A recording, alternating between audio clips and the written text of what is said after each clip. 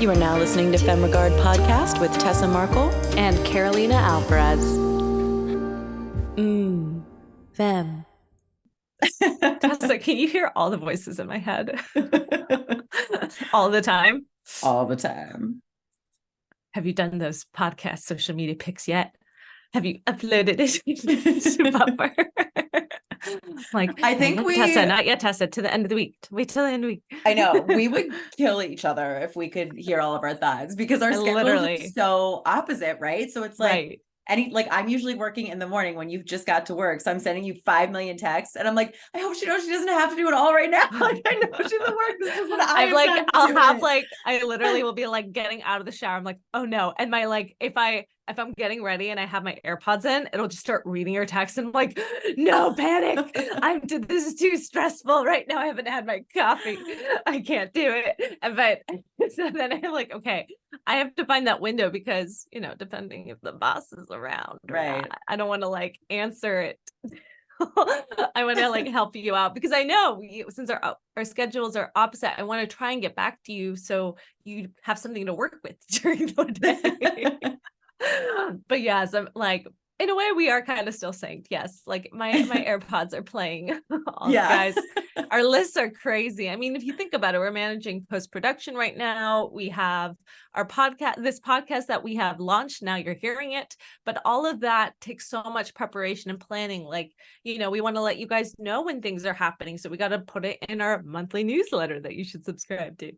And it's fun for us to get all this out here, but it does take a lot of teamwork, team effort, and preparation and planning. So you guys get to hear all the goods. And if you haven't subscribed to our newsletter, what are you doing?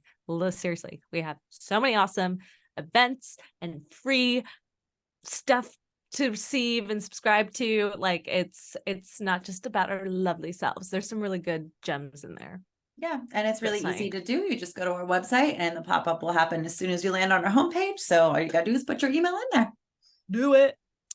All right. Well, we just gabbed for a little there. You got to hear a little real life in the life of Carolina and Tessa, filmmakers by all of their hours, full-time jobs, doing some normal hours. Tessa, I don't know. She gets some real fun hours. I don't have a sleep schedule. I literally, like, if I have nothing to do and I'm tired, I will be in bed by 10 p.m. And there's nights when I'm out until 6 a.m. So like I don't know how you do it. I'm like, how is she even responding? And I'm like, don't email back at 3 a.m. Stop. Go to sleep. But without further ado, who works today, Miss Tessa? So today we have filmmakers Vanessa Cicarelli and Jason Greer, who have created this documentary called She, based on a book of poems called Doe by Aimee Baker. So they had reached out to us via our website. Guys, know that you can do that if you want to be a guest or want to suggest guests. But they brought this film to our attention and we thought it was a really interesting concept. So the book centers around all of these women who went missing, and a lot of them are still unidentified. And it just really, it tells their story. And because, listen, we all love true crime, right? But like a lot of it that we get now is really around the killers, and we don't get to really hear about the victims as much. And this really like humanizes these women and gives us a look into their side of the story. So it's a really beautiful book to begin with. And then Vanessa and Jason took that, they interviewed Aimee, they added some of the stories, they weaved in the poetry, and it's just a really compelling documentary about these women and their stories and Aimee herself and how she, why she thought this was important and what she got out of it. And it's just, it's really beautiful. It's really vulnerable and it really makes you think. And at the end of this episode too, they're even going to share some resources that they've been supporting because of this project. So guys, seriously, if you're interested in documentaries to watch, highly recommend. To make, you're going to get some tips out of this episode. And like I said, it's just a really good cause and it really brings a lot of things to light. Yeah, we both were immediately yeses to wanting to have them on to talk about this documentary. I mean, we both love poetry. We love supporting women and these unidentified voices. This was, this was a book that was done over 7 years. Aimee really immersed herself into the research, into the lives, and at times had to step away because it was just so much to think about all the time and take in. So we really think she's done a great job. Get her book too. You can get on Amazon. And we'll let you enjoy this episode now. Yes, so Jason and Vanessa will speak on their documentary, She. Thank you guys so much for joining us today. We had the pleasure of watching She today, and we're excited to talk about it. Thanks for having us. Yeah, so let's kind of start at the beginning. We know a little bit about how you guys got started, but if you could explain to your listeners how you guys started working together, how you met, how you got your career started. So we met in high school in our art class. Yep. And and we've just been together ever since. And so we've kind of like grown up together and gone into like different forms of art together, with filmmaking being our latest one. So we are photographers by trade. And so we started getting into film just kind of naturally from there. And we've been doing film you've been doing it probably for about 10 years. Yeah. And then we only really started with the documentary in 2020. So. And was it your first experience with a documentary, this one? Yeah. It was, yeah. And it wasn't intended to be a feature-length documentary when we started. It was supposed to be just a small little hobby project, and then it kind of snowballed from there. I always love hearing that. Like, people always suggest like start with a short or a proof of concept. And then, when you get to hear how excited a filmmaker becomes about a project and how they do want to expand it. So how did that process kind of work for you guys? Did you just decide like, hey, we have to expand this to a feature? Or did you find funding? Like, what actually prompted you to go big? Yeah, it was certainly not funding. It was just the amount of interview we ended up with Aimee, who our movie is about. It's about a local poet who writes about missing and unidentified women. And we started talking to her, and she just had so much knowledge about it. And it was just so interesting that our little like 20 minutes that we asked her if we could do like, can we do like a little 20-minute documentary about you as like practice for possibly doing longer ones in the future. And so she agreed to it, and then we just kept talking to her, and it was very interesting. And we ended up with probably 4 to 5 hours of interview. Yeah. Wow. Just with. Yeah. But So just from with, there, makes sense. Yeah. Yeah. So it's really hard to pick 20 minutes from that. Mm-hmm. So once we started going into it, we decided to expand on it a little bit. And then the pandemic hit, and we had a little more time on our hands than we normally do. So it just started snowballing into having a narrator, and then having different people reading our poems, Aimee's poems for us. And yeah, it just took shape. I think a lot of it was because of the extra time during the pandemic at the beginning. Yeah. So. Yeah, pandemic was definitely a blessing in a lot of ways. We look at it as like the end times, but it did give a lot of creatives more time to actually concentrate on their art, which I think is amazing. And it's cool to hear that it like really kind of took its own shape from there. Like you got all this footage and it just built and kind of created itself into a feature in a way.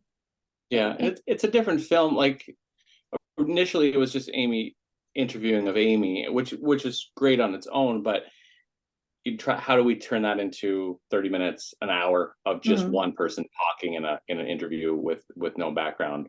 So that's when we kind of brought in, let's bring the poetry in, and maybe we get another voice for that. And then that evolved to, we need more information, and we'll bring that in. So the beginning of the pandemic, really, we got a lot done, and it really evolved a lot.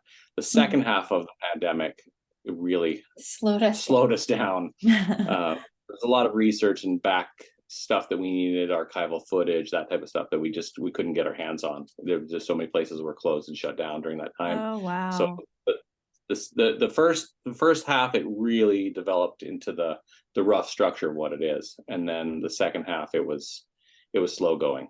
Yeah. Well, just to give our listeners some context here, Aimee Baker, she is a writer. She did a book of poems on the missing women in the missing and unidentified women in the US. And I believe she researched and did this over the span of 7 years of trying to find women and their stories and really digging deep and kind of encompassing everything there is to know about what goes on behind the scenes that we don't even hear about, and what stories aren't even being told and brought to the light, which I was wondering, did you first read this book and find her? Because I think I heard you say that you approached her and asked her to do these interviews. So how did you get attached, and what intrigued you about her work? So at the time that, because she's the local author, and so of course I wanted a local to author. Oh, that's so yeah, cool. so she's local to us, and we've known her just like, I've known her just kind of in passing for the last like 10 years before that. Yeah. So when I heard that she had a book out, I really wanted to support her in that and read it. And at the same time, that's when Jason was talking about wanting to start playing around with doing like a short little documentary film, and we didn't really know what to do it about. And we'd been kicking back and forth ideas. And I'm sitting there reading this book and noticing through it, like, first off, as a woman, I'm very aware that women go missing, but I didn't realize, I guess, how many. And I didn't really realize how many are unidentified, like nobody actually like really looking for them or trying to match them with a missing person. And so that was the first thing that struck me reading this book. But then the second thing was, nowhere in it did Aimee mention who killed these women or who put harm on these women. It was all just, so I feel like I was sitting there and now all of a sudden, for the first time in my life, I'm being forced to learn the name of the victim and the story of the victim instead of who did it. And it was kind of just a great feeling, like to realize that. And I mean, we watch a lot of documentaries. I'm sure you guys, you know, like when you're in this genre, kind of like watch a lot. And most of them were centered around who did these things. Like we've seen so many about like Ted Bundy and everybody, you know, like there's so many documentaries and then there's so many films about him, and they're always kind of like almost romanticizing this really gross serial killer. It glorifies it a lot, I feel. And it's like what was the Dahmer? Like I couldn't watch that show. Like I know it got high acclaimed, but I was like, this is just glorifying violence to me, and in a way where I just don't even want to watch it. And I'm obsessed with like true crime, and like I listen to all the pods, and like you said, I'm definitely into the genre, but that was one I guess like, nope, not for me. Like it's a little much. Yeah, and as somebody who I wasn't really that familiar with true crime aside from like what's really mainstream, like it was really nice to go in here and just read about these women and their stories a little bit. So it was kind of refreshing. And then so we started talking about it and saying that would be a great idea. So Jason started reaching out to Aimee, who is very shy, by the way, about her work and about talking about herself, even though she's wonderful and everybody likes listening to her. She avoided us for quite a while. Yeah, she avoided us for 6 months. 6 months, yeah.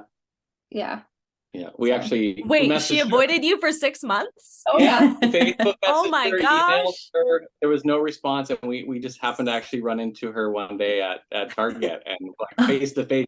She couldn't get away from us. No, so we talked to her, and then she went home, and I think her husband was like, maybe this is a good opportunity for you to get more word out about your poetry. So she came around and she was like, you know, I'm a little hesitant because she doesn't like to like see herself or hear herself speaking, which a lot of us really don't. So it was natural. So we talked to her and we're like, well, exactly, right. We'll do what you're comfortable with. And then we ended up doing great together and forming a really great friendship. And I think she's still, when we do a screening and she's with us, she still like watches the movie with her head down a little bit, but she is getting more comfortable. I have to say kudos to her. She was really vulnerable. I mean, that's like the stuff, the material she's going over with is not just these women's stories, but her own. And I just commend her ability to do that. It is really hard. And as you know, me and Tessa are actors, we're kind of used to putting ourselves in that position. But if you're not, it's it's definitely harder. And especially when it's a documentary. It's on your real life. So Yeah. it's different than putting on the character for sure. Yeah. So kudos to her. She did a really good job. And you guys, I loved your setup. It looked really, really nice. Yeah. Thank you. Of course. I think too, it's I mean, you had mentioned earlier her book, Doe, is very refreshing because it does focus on the victims themselves and not, glorifying the criminal. And I think that the documentary She is also very refreshing. It's new, it's different because it's, it is about her and her creation of this book and why she was so drawn to these stories and how she wanted to share them. But then it's also about the women themselves.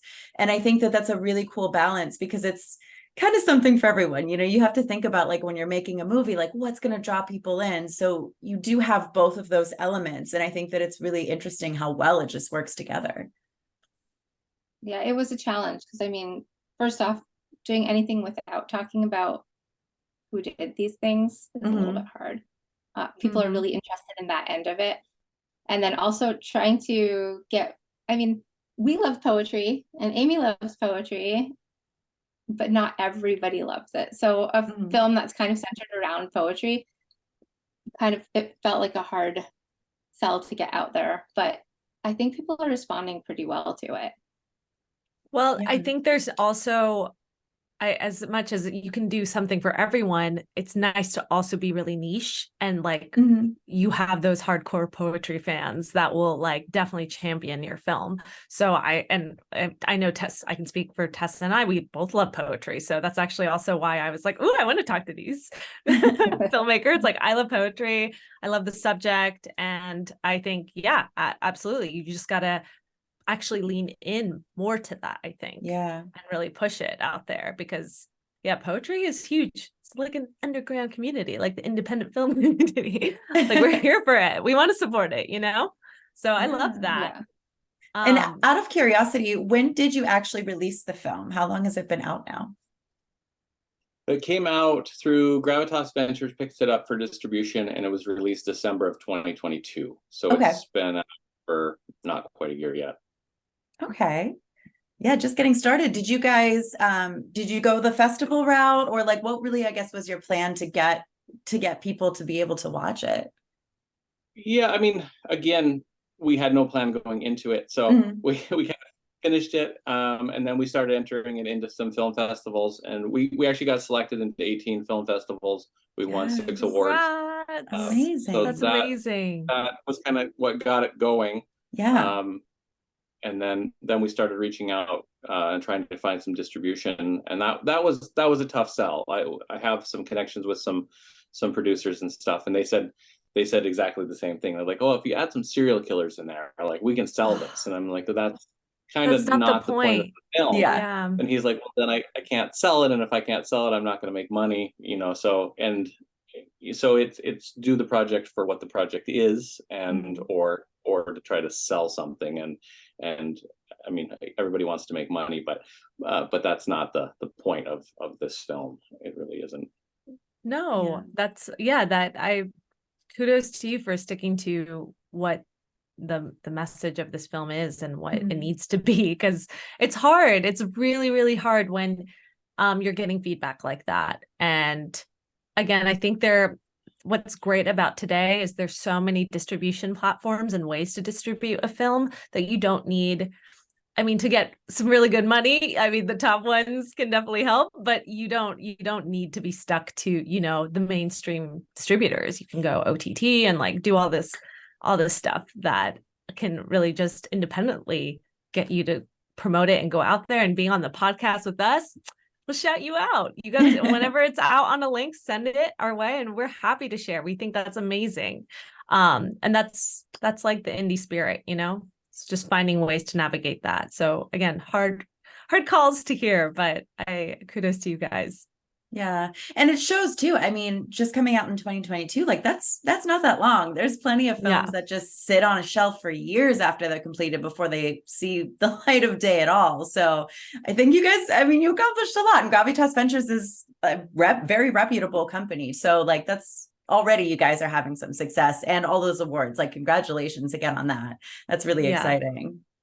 Yeah. Yeah, it was exciting, definitely. I mean, it's exciting just having it out there. You know, like we said, we're at this point, we have no idea how many people are watching it, if anyone is even watching it, but it's kind of nice to just have that, you know, something that we completed out there. That completed work that you're proud of, that's out there. No, Yeah. I completely agree. I wanted to ask you, because I like to get into the logistics of like things. We haven't done a documentary, and we've spoken to a few documentarians on the pod, but you did mention archival footage, and I was curious about that because I know it can be tricky with the rights and such. And so did you end up getting any, and did you have to clear any rights with that? So documentaries fit into a slightly different category. So as long as they are pertinent to the story, then they fall under the fair use. So 99% of what we have in the film is either shot by us or is archival. So anything that's, you know, and we really were careful to do that. We were talking about Phoenix in 1969. We really went back and we tried to get footage from that time period. So it really does show and illustrate the point and the times that we're talking about. So for documentaries, there is this nice freedom of use area. There's a little bit of stock footage in there, stuff. I mean, same thing during COVID, there was just stuff we couldn't get or couldn't shoot. But what we try to either shoot it or use that as much as possible. You use some local, like to those places, historical societies, and they were really great about helping us with that too. Oh my gosh, that's amazing. Yeah, that's so cool. Like I didn't think it would have been free at all. So like free domain, go for it. So that's encouraging, listeners. Like that's really cool. There's definitely a process even at the end of the film before distribution. We had to go through and have an attorney clear everything. And you have to get so that, you know, everything checks out at the end. But besides that, like all of the music and stuff we used on the documentary, we had scored for us, so everything in there is original. So that is a trickier route to go if you don't use royalty free music, popular music, right? No, I loved the opening song. I thought that was really well done and tied it in really quick, like nicely. So I was like, oh, they definitely got an original there. Stephanie Quayle wrote that for us. After reading Aimee's book. Yeah, so we sent her the book and they read the book and then they wrote the song based off of that for us. So that's perfect. Yeah, it was so perfect. It was one of those moments when we were at the beginning, and you know, when you're at the beginning of a really long project, it feels kind of discouraging, like you're not really getting anywhere. Yeah. I think we all like were ready to really bawl our eyes out over that song. It's just so beautiful and so perfect. So it is.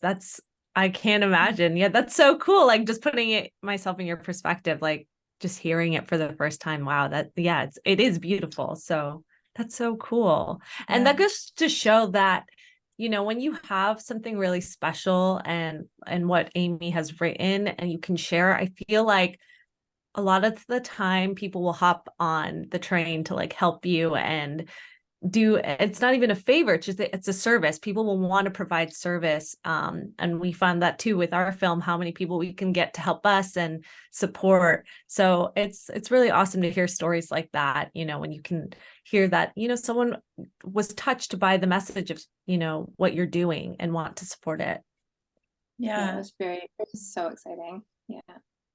I'm curious too, like along those lines, did you have direct contact with like family members of the women that you speak about, like either during the process of, you know, getting all that archival footage together and that sort of thing, or after the film was completed?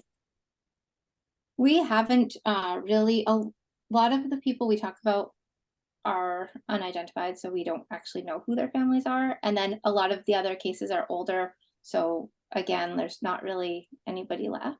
One of them we begin and end our film with one particular girl, Tanya Mazzoni, and her aunt did reach out to us after and said that it was really just beautiful to have her niece in here.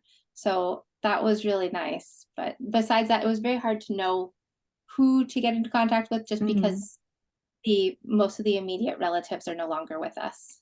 Makes sense. Yeah, and it's a fine line. It's something that Aimee grappled with, doing the poetry itself, with us with the film. The DNA Doe Project is a foundation that we support that helps identify unidentified bodies, and they're similar also. And kind of the consensus is, like, at the same time, we want to tell these stories and help them, but we also don't want to re-traumatize somebody. So we don't know if calling these, just calling them up for permission can re-traumatize people. So we try to do it in as nice and as honoring a way as possible. But it would be tough. It'd be tough to be those families, seeing this or having somebody reach out to you. Yeah. Absolutely. I feel like that's a hard decision to make, as a filmmaker, especially documentaries, but even like fiction that's based on a true story or anything, it's like deciding, do you need to reach out to these people? Do you want to show that you're sharing their story, or is it just going to be traumatizing? Like, it's a fine line to skate and figure out what the best route to go is. It is. I think anything in true crime is very delicate.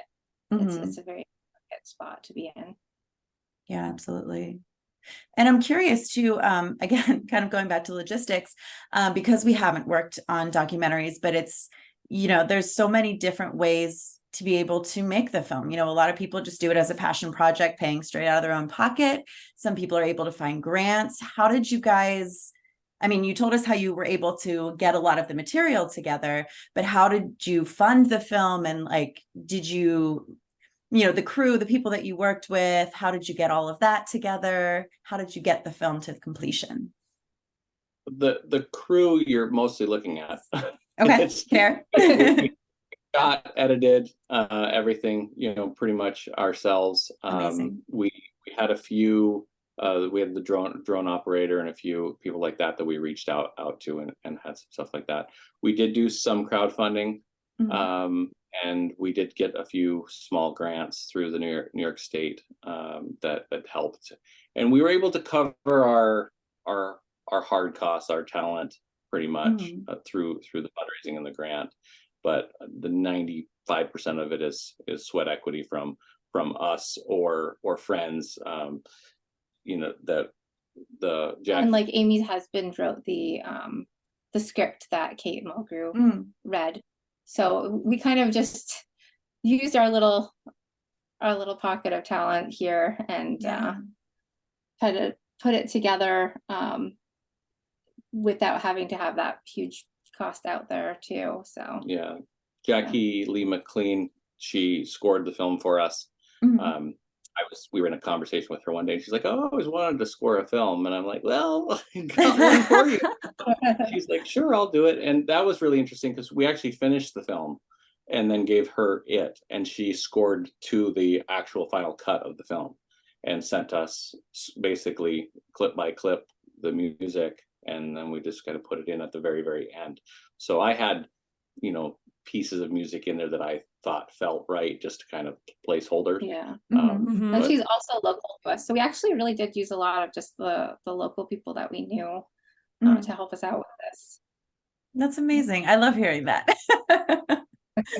Yeah. And then another question I have, because I remember whenever I believe it was our first season, maybe our second season of the podcast, but we had interviewed Skye Borgman, who's directing so many true crime things now. But I remember her talking about, like, in the edit, and especially since you guys pretty much edited this yourself, you can speak to this, was like choosing how to tell the narrative, and with this film, you have the interview portions, you have the stories of the women, you have the excerpts of the poems. Like, I guess this is kind of a vague question, but how did you kind of decide to weave that story in that way, in that order, and like kind of getting a little bit of everything here and there? And so that actually is inspired by some of Aimee's essays that she writes. Mhm. So this is about her poetry, but I've also read some of her essays, and she likes to do braided essays where she's weaving together 2 or 3 storylines within the same piece. So knowing that, that's what I told Jason, it would be really great to have different women's voices representing it and kind of weave them together, having the part that's just Aimee talking about herself and her process, the facts, which we have coming through Kate Mulgrew with her beautiful, like, kind of like soothing voice, and then we have Raven coming through with the poetry and bringing in another voice there. So we have those 3 like parts of it just kind of braided together. So it's just yeah, That's I'm really glad you cool. noticed that, because it was very deliberate. Yeah, it works really well too. And it makes it almost in a way kind of like experimental, I guess, like kind of more of an art piece than just a documentary, which I hate to say just a documentary, quote unquote, but, because everybody's taste is different. And I feel like that also, it just makes it even more compelling, because you're not just watching an interview, like you're getting all of these different perspectives. As you said, I love the word you use, braided in there, so yeah, it just makes it really compelling. Well, thank you. Yeah. What advice would you 2 have for filmmakers who are looking to do a documentary? Is there something that helped you guys outline the process, starting with a story and then finding, facts and all the resources to put together next, things like that filmmakers can kind of get their wrap their brains around. Thank you. I'm throwing up my hands and I'm like, what's the word? I think, the 2 main things are to find something that you're passionate about. Like it really, we had several ideas for documentaries at the beginning, and we were just kind of trying to figure out which do we like the best, which has the best story, and what we actually want to work on. If you're passionate about it, you're going to put a lot more into it. And the other thing for me anyways is just doing it. Just go. Everybody's like, oh, you got to get funding first. We talked to some people that we know that do documentaries, and he's like, oh, you got to forget your you got to get your distribution and your funding first before you even start. And if I would have done that, I still would be doing that. Well, that actually, we held off for probably 2 years after hearing that, because we couldn't do that. So it's like nothing's ever perfect. So just like, it's either wait for things to be perfect and never do it, or do it imperfectly and have something happening. So yeah, I think our biggest advice would be to just get the ball rolling in one way or another, and then see what happens. And everything we did really did kind of fall into place. We started with Aimee, and then we say, well, we need more, and we need another voice, because an hour and a half of one voice is not going to be entertaining. So we said we want another voice, and then we started brainstorming about what type of voices we wanted, and trying to reach out and get voices at the beginning. One of the early people we reached out to, they wanted to see a screener, so we sent it to their agent, and the agent called me back and said, this really isn't a fit for this person, but I loved it. I love this, but I wanted to see more of this. And they actually gave me their opinion and their time. Somebody that's in the industry took their own time and just gave me their opinion early. And it really, I understood what they were saying, and it developed it further. We have teenage children, and there's nothing more honest than a teenager. Facts. Yeah. But they did. They're honest, and they made the film better. They said, I don't like this. I don't understand this. This doesn't look right. And it gave us more ideas and things to think of. So it developed relatively quickly over that first year. But from what it was going to be to what it is now, it all just kind of went. Especially for a documentary, we didn't know what she was going to say until she said it. So there was no pre-planning even on that. So we said, we're going to interview you, and that was basically it. And she picked the cases that she was going to talk about and started there. So by the end of that first filming, it gave us that oh, this is where we're going to go. And then now where, and now where, and now where. And then when we got most of it, then it was putting it all together in a way that it made sense. Yeah. Was all 6 hours done in one day? Like the interviewing? Wow. It was a pretty intense, long interview. Yeah, we set it up because we had the set, and then we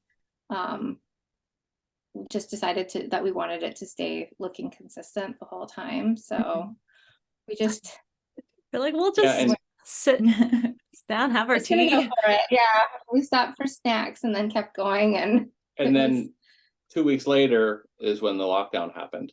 So wow. Honestly, if we wouldn't have done it that way, we wouldn't have progressed. Yeah. So we had one little part that we needed to add something that we ended up recording way at the end that goes into the beginning. And it was just an audio clip, but other than that one little patch, the entire interview was done on that one day. That's amazing. That's proof that like you really do have to just go for it. Like you said, if you wouldn't have gotten it then, who knows if it would have happened. Wow. Yeah. Right. So I think just kind of like jumping in with both feet is what our approach. I don't know if it's the right one, but it works for us. I mean, it's worked for us too. Like we've only done fiction, but yeah, it's proven to just, when you have an idea, like, of course, prepare, but really you just have to dive in. You can't be afraid. You can't wait for every single duck to be in a row, So yeah. It reminds me a lot of just writing a fictional feature. Like you put everything on the page, but you don't always know exactly what you're gonna write. You can't like exactly plan that either. So it kind of, to me, understanding how the documentary works too. Yeah, of course you don't know what's going to come out of someone's mouth and where they're going to take their own story or their share their own truth to it. So I feel like it's a lot of like, for as a writer, just throwing a lot on the page. For you, it's like grabbing all the data, all the voices that you can get and compiling it and then weaving through a narrative journey for us to follow as the audience. So it's interesting. I think it's like a similar approach to writing almost. It's like getting as much as you can and on the page and then finding the gold there to share. Exactly. Yeah, like not everything can come from your head, right? It has to come from like some other place sometimes, and it just surprises you along the way. So and I think I was just going to mention, I think that it's great that you were able to get feedback as well, because I think it's so valuable to hear other people's voices, like if it's your story, you're directing it, especially if you're also editing it, it's like, that's all one eye. And while it's your story that you want to be told a certain way, sometimes you miss things. You need that outside perspective to kind of, maybe this was too much, or I want to see more of this, or whatever it is. So it's really valuable that you were able to get that kind of feedback. Yeah. And it really, on the higher end, it was great to have that, somebody who's in the industry and give me their feedback. But I mean, right down to the kids, it was little things that I overlooked. There's one clip in there where it's a photo of a television and I superimposed the news that was going on that day. My daughter came in and she's like, the color match doesn't work on those two. I mean, it's on the screen for 1 second, but she was right. Fixing that little color grade made the scene better. And but I looked at that scene probably 100 times and it wasn't. We needed fresh eyes at that point. And also like we knew the storyline so well, and so did Aimee. So it was nice having other people look at it and just without knowing anything prior to it, to see if there was any holes in our story and to see if it actually made sense. So it was really nice to have people doing that for us as well. And we had a lot of people watch it in those rough stages and give us feedback like, oh, I was confused on this part, I wanted a little more of this, and that helps so much too.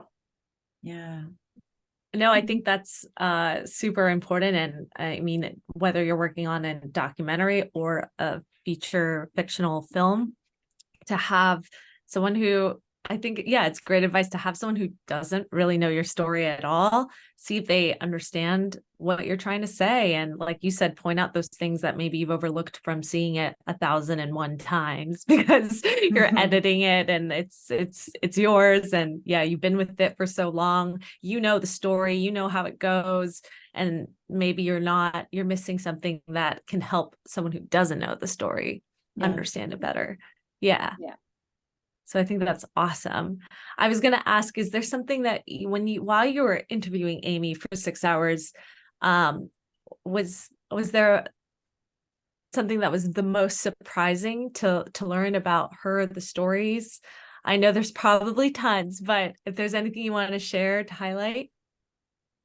I guess it was just nice to see how passionate she was about it, and how like her interest in kind of like darker stories goes way back, and just listening to how like she developed her writing process, and I mean, she was doing so much research on this that she says that like at times she had to put away everything and just not think about women that are missing, or think about death for a little while, and just like let herself go into a happier place for a little while and then go back to the work. So I think it was really interesting to hear that it took 7 years to do that, and that like she had to keep like leaving it and going back to it.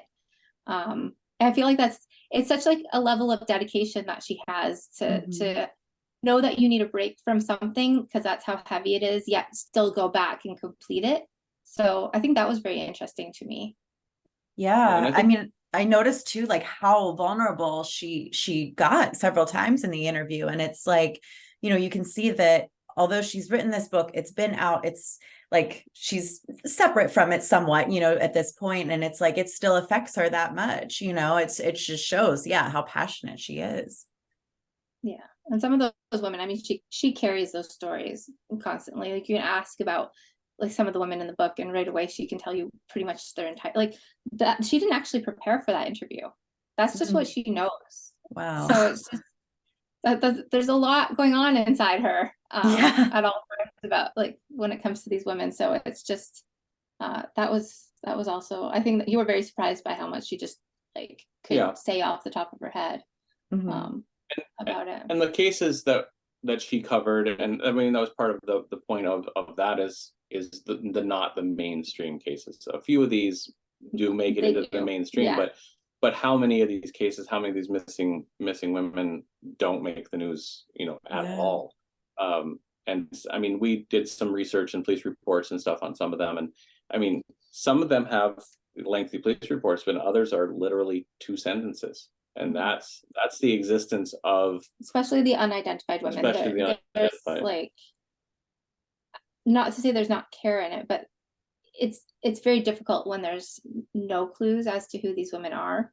Oh my gosh. Yeah. Really put that out there and try to get their identity back. So I think that was. Yeah, that's that's intense. That's definitely intense stuff. I wanted to spotlight again that organization that you are supporting along with the film, to kind of talk about that a little bit more, because I'm curious about it. Yeah, it's the DNA Doe Project. And so it's a group of volunteer genealogists that, so what they do is they get together, and it's a nonprofit. They raise the funds to run the DNA. So when a body is found, when the body is found, things that people don't really understand is the town or the county in which they're found is responsible to take that body and possibly take a sample.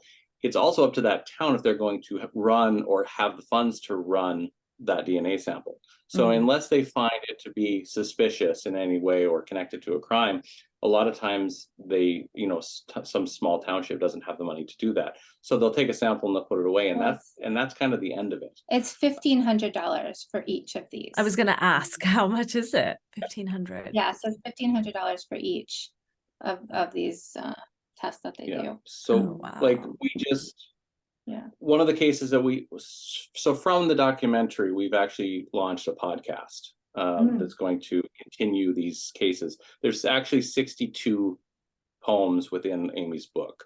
And we only covered 8 of them in the documentary. So we've kind of decided to do this podcast, and each episode we'll expand it. And one of the cases that we just did, her name for 33 years was Buckskin Girl. She was an unidentified woman. She was wearing a leather jacket, and for 33 years she was unidentified. 37 years she was unidentified. She was one of DNA Doe's first cases, and they were able to get her DNA sample, run it, process it, and in 4 hours they found out who she was. I was going to bring that up, actually. I remember a case that was after like 37 years, this was solved in 4 hours. Yeah. Now, and then the thing though that that we've been really trying to get out there too. So with the genetic genealogy, they do rely a lot on those like genetic tests that we do, like our ancestry tests and stuff, like 23andMe and Ancestry. And all those. Now they can't access that information. So the only way they can do that is if people like us that have taken the tests volunteer that information. And there are some free sites to do that. So one of them is GEDmatch. And I think there's some others like that as well. So it's a really great thing that if you have run one of those tests, that you can download share your information with them, and that could possibly help them solve some of these crimes too.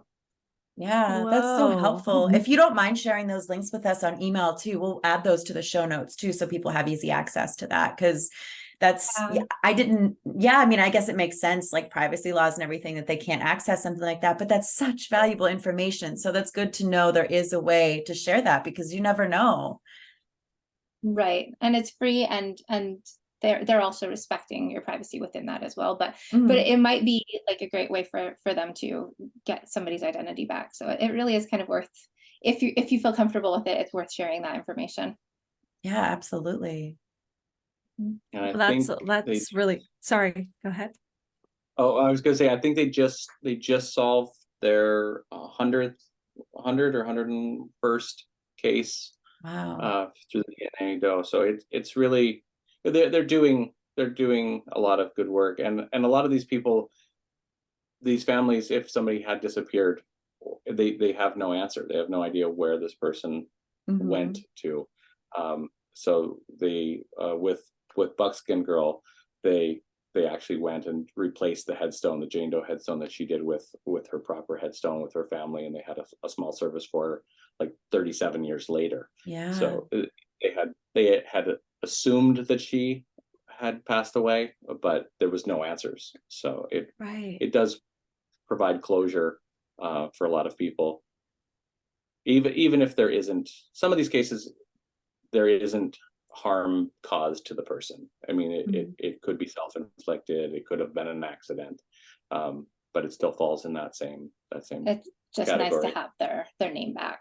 Yeah, absolutely. Wow. Well, guys, this is a powerful episode, and I hope that people really take the time to watch your film, to read Aimee's book, and to look into this. Like, these amazing organizations that are doing everything they can to tell these women's stories, to find some sort of answers for their families, and to give their names back. I think, like you mentioned earlier, Vanessa, as a woman, you hear about all of these crimes, you hear about all of these things happening, but you don't realize just how many are still just unidentified. There's still no answers for. So it's really beautiful that we're able to tell these stories. And this is definitely Aimee's crusade, but it was just really nice to be able to amplify her voice a little bit with this film. Absolutely. And if you could share with our listeners then how they can find your film, as well as any other work that you'd like to share. As I mentioned, we'll put those links also in the show notes for you listeners, but in the meantime. Yeah, so for the film, our website is officialshe.com, and it has links to everywhere that it's available. I believe it's available on three or four streaming platforms now for free, and then it's on a bunch of others for rent. Amazing. And do you guys have any other projects that you're currently working on or aspiring to create next? We've got 2 other documentaries right now in the works. So one is actually on Jackie Lee McLean, who scored our film. And she's a musician. She has a very famous father. And so she's been producing and running music herself over all of these years, and she doesn't actually have a relationship currently with her father. And it's kind of this it's just a story of her coming into her own as a musician without any help, even though there are a lot of people who over the years have thought that her career was attributed to her father, and it is not at all. So it's just a very empowering story about her just coming through that kind of rocky relationship she had with him, and then coming into her own as a singer. And she also used to go by a stage name, and she's just reclaiming her name now. And it's just a nice thing to see her growth like that. So, Yeah, that's very cool. Yeah, I'm so looking that's one. forward to that. Yeah, and then we have another one going on as well with another local woman who is an artist who kind of had her name is Ida Boulard. She's first generation Holocaust survivor. Okay. Who immigrated to the States and was with her husband for 35 years. They had a daughter together. They created a very successful fried chicken franchise, and he funneled the funds from that into real estate and actually redeveloped part of Coney Island in the 70s and 80s. Whoa. And then after 35 years together, there's no common law marriage in New York State. So after 35 years and everything in his name, he left her and took everything with him, basically. So it's just she's just again another fighter. So she made it through France and the Holocaust, and came over to America, and then built this wonderful life, like her dream life, and then just to like lose it all in an instant and have to rebuild that. So it was just another inspiring story of another local woman. I love that you're like giving a voice in a different light for these local women that you've met, and that's just beautiful work that you are doing. I think that's really special. So we wish you the best on all of that. Those sound like really amazing stories. This one is a very special one. We hope our listeners check it out, and we'll definitely be sharing. Also, where can our listeners follow these future projects that you're talking about, or like if you have a special website or social media for your productions? Yeah, our production company is Birdie and Bean Films, so birdieandbeanfilms.com, and that has updates on all of our current projects. Perfect. Lovely. Perfect. Well, thank you guys. Thank you both for joining us this evening. We really enjoyed it. Thank you so much. Thanks for having us. Thanks for listening to FemmeRegard Podcast. If you like what you hear, tune in every Friday for more tips on the filmmaking business and insightful conversations with industry professionals. We can only grow with your support, so please subscribe, share, rate, and review. You can also join the Fam on Patreon. For more on us, check us out at FemmeRegard.com.